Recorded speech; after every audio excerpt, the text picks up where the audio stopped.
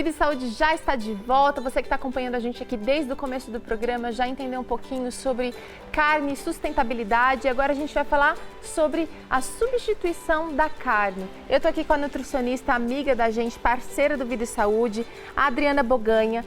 Bem-vinda mais uma vez à Vida e Saúde. E ela vai falar um pouquinho sobre como a gente deve fazer essa substituição da carne. Olha, essa é uma dúvida muito comum no blog, a gente recebe muitas perguntas, muita gente que está querendo trocar a alimentação carne por uma alimentação vegetariana e fica preocupado com a questão da proteína. Será que vai ser suficiente a proteína dos vegetais? Aonde a gente encontra mais proteínas? Eu quero começar perguntando para você quais são os sintomas de uma pessoa que está com deficiência de proteína. Certo, os sintomas vão até de um inchaço, um simples inchaço, até transtornos do humor. Então imagina, pode ter queda de cabelo, problemas de pele, então assim, tem que tomar muito cuidado com a deficiência, né? Agora, quem come carne também pode ter deficiência de proteína? Pode ter, sabe por quê? Pensa só, vamos imaginar um colar.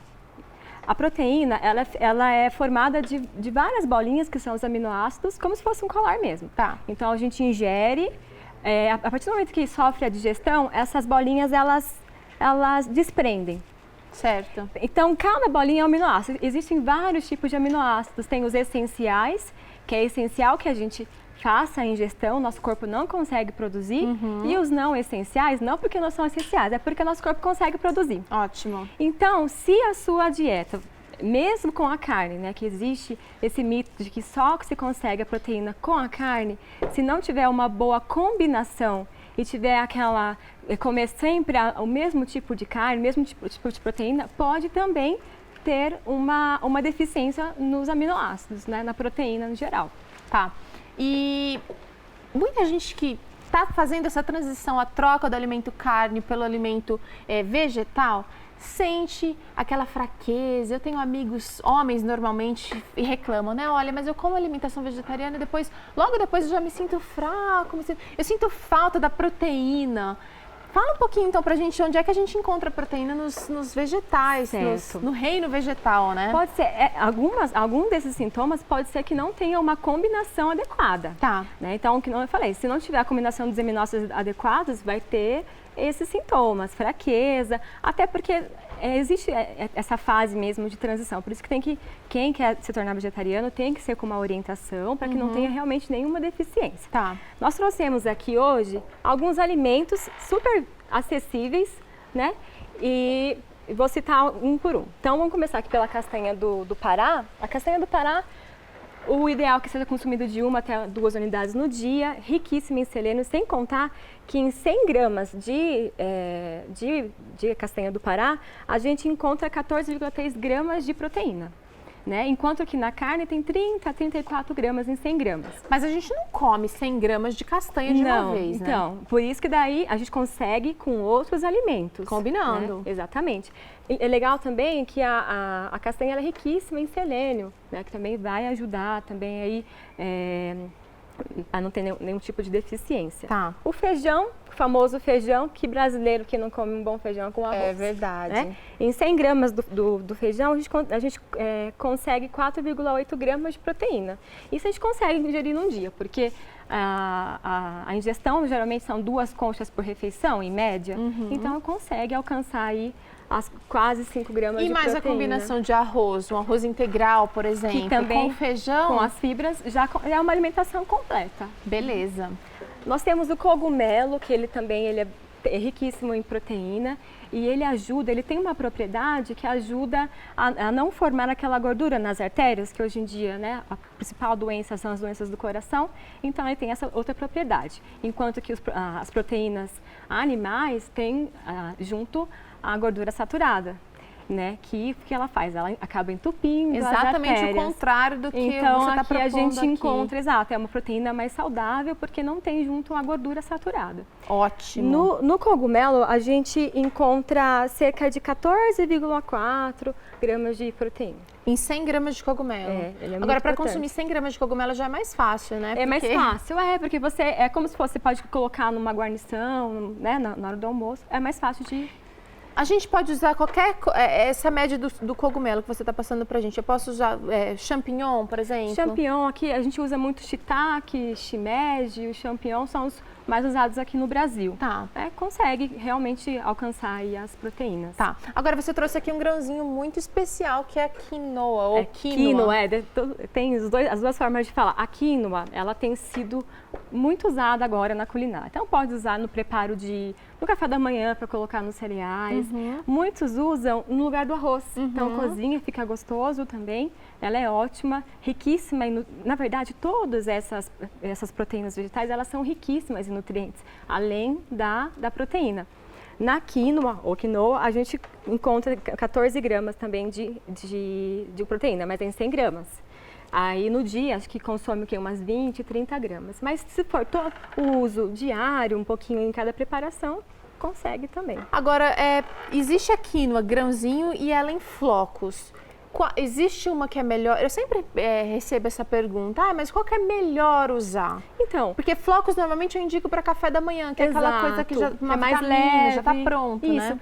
A em grão, geralmente eles usam mesmo para usar no lugar do arroz, numa salada, que ela fica um grãozinho bonitinho, né? Fica bem bonitinho.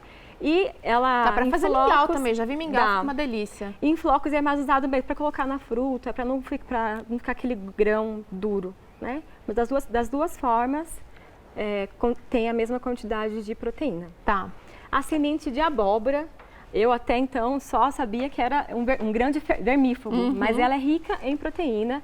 Ela pode ser usada tanto a farinha dela quanto ela torrada, né? Aqui a gente coloca ela in natura, mas geralmente usa ela torrada ou então para usar todos os dias pode colocar a farinha, pode colocar no mingau, pode colocar nas preparações do café da manhã, não tem um horário. E vou dar uma dica, as crianças adoram comer semente de abóbora. Eu compro em casa às vezes aquela salgadinha. Eu dessalgo um pouco, eu tiro um pouco o sal, deixo de molho, tiro, depois eu coloco na frigideira ou no forno só para ficar mais crocante de novo. E é assim uma excelente... No lugar do salgadinho? Exatamente, um aperitivo, exatamente, né? Agora é o seguinte, a quantidade de proteína presente na semente de abóbora realmente é... 18 gramas, Teru. 18 gramas. Olha, a castanha, então, ela acabou falando que é 14, em média 14,3. O feijão, 4, quase 5 gramas. O cogumelo também 14. Olha, tá nessa média. Agora, a semente de 18. abóbora é realmente... 18 gramas. Legal. E agora a gente tem o tofu. O tofu, que dá para ser utilizado tanto em saladas, patês. Agora tem o tofu peri, né? Que é para você usar como se fosse um patê nos pães, até como no lugar do ovo mexido, né? Que fazem também. Então, assim, dá para usar em pratos variados. O tofu, ele é um derivado da soja e ele tem cerca de 6, 7 gramas de proteína em 100 gramas. Então, tudo que a gente falou aqui é em 100 gramas. Tá. Aí consegue, geralmente a gente usa 50 gramas mais ou menos por dia. Então eu falei, então se combinar pode ver e o mais interessante é o quê? Cada proteína aqui tem aminoácidos diferentes. Combinados, a gente consegue uma proteína de alto valor biológico, assim como tem nos alimentos de origem animal. Gente, olha, a Adriana trouxe aqui alguns exemplos, mas na verdade a gente sabe que dá para encontrar proteína em vários outros itens da dieta vegetariana, cogumelo, são inúmeras as possibilidades. Na verdade, a gente precisa fazer a escolha e parar de desculpar também as nossas vontades, né? Se você toma uma decisão e realmente faz a escolha e a opção de ser um vegetariano, você tem que substituir, porque a alimentação não pode ser mais empobrecida, aí precisa fazer essas escolhas mais saudáveis. Agora é o seguinte, cada vez mais a gente tem ouvido que a gente tem visto que esses alimentos estão entrando na mesa do brasileiro de uma maneira assim, veio para ficar. Comida vegetariana, você acha fácil ou difícil de ser preparada? Eu acho fácil, Teru. É que é muito... Para o brasileiro, já é a cultura. né? Você compra carne, é mais fácil de preparar na cabeça deles, mas o que falta é realmente instrução, porque não é difícil, né, ser vegetariano hoje em dia. É falta de instrução mesmo e esse mito de que a proteína não vai suprir as necessidades que eles têm, né? Eles falam que é uma proteína forte, muitos falam isso, mas não é difícil de conseguir, de manter uma alimentação vegetariana. E olha, o que ela falou assim, a variedade. O lance é você misturar bastante coisa, assim, na medida do possível. A gente tem vários programas falando sobre combinação de alimentos, sobre como você pode alcançar uma nutrição completa através de alimentação vegetariana.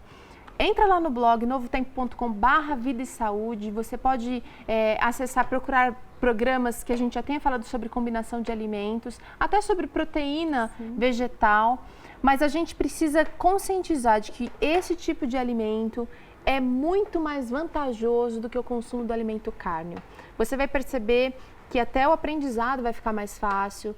Outras áreas que a gente às vezes nem se preocupa tanto, elas começam a ser beneficiadas pela escolha do consumo de vegetais e do alimento vegetariano em detrimento do alimento cárneo.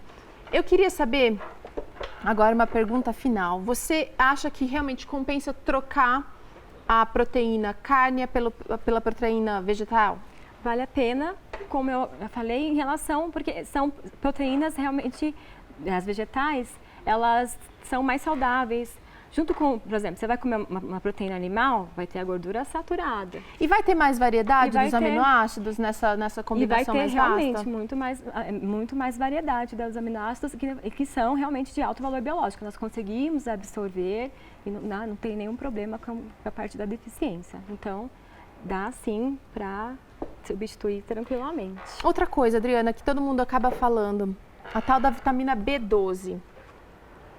Que o alimento cárneo acaba sendo assim, todo mundo, não, mas come carne. Tem gente que come carne que também tem deficiência da B12, não tem? Tem. Inclusive no consultório eu atendo muitos pacientes que quando eu olho os exames de sangue, os exames bioquímicos, eu acho que é um vegetariano e é uma pessoa que come, né, fontes alimentares, proteína animal. Tá. Então tem que tomar cuidado. Isso aí vale para os dois tipos, tanto para o vegetariano quanto para o não vegetariano. É lógico, tem que fazer a dosagem de sangue, mas na verdade, o que acontece?